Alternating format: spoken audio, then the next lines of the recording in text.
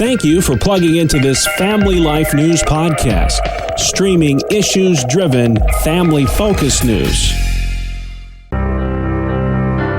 Welcome back to another edition of Real Answers with Christopher Anderson. Wednesdays during the Noon Report, we tackle the tough topics facing today's families with licensed mental health counselor Christopher Anderson. And today, Chris, we look at the small group model that many churches are promoting for fellowship and growth, and how for some being in a small group can be very challenging.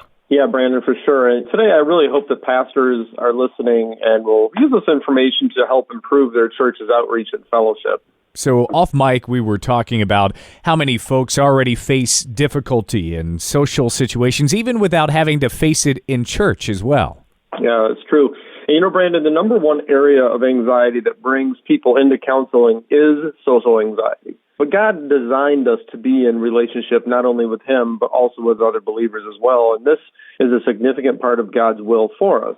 So folks who struggle with social anxiety, regardless of how mature of a Christian they may be, going to a small group where the expectation is for social intimacy, again, not romantic intimacy, but social intimacy, means being real with folks about struggles in life and then asking for prayer or discussion of that nature.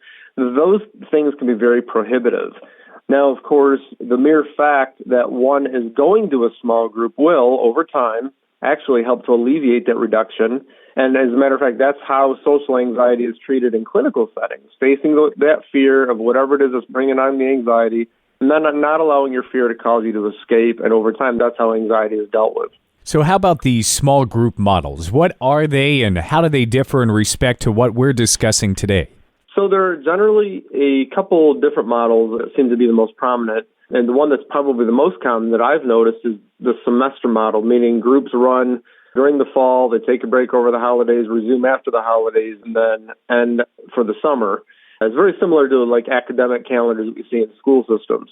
So in this model, often, though not always, the groups change, the topics change, and then people sign up once again to be placed in a new small group with a new set of people when the program resumes. So in other models, the grouping of people, if you will, is a bit more organic or less structured, where people can join in whenever they want to, and the groups are not on a predetermined schedule of starting and stopping. I was actually, Brandon, in the same small group for 11 years, and wow. To me, it was great. I really got to know some great folk. Shout out to my old groupies in the Portville, Olean area of Cattaraugus County here.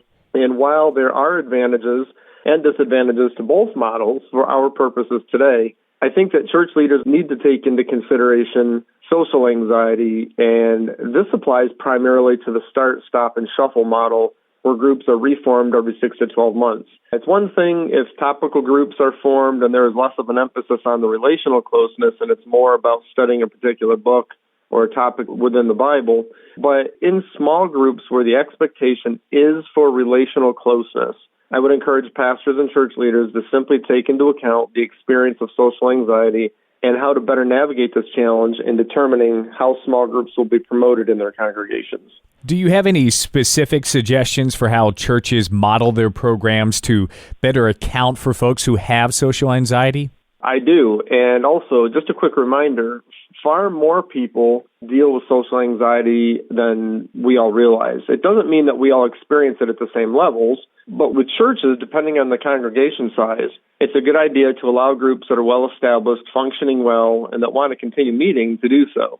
I would guess that most churches already do this to some level, and they don't necessarily force these groups to stop meeting, of course, but I don't want to imply that they do. Making sure small group leaders are given the option with full support from the leadership to continue meeting is, I think, very important.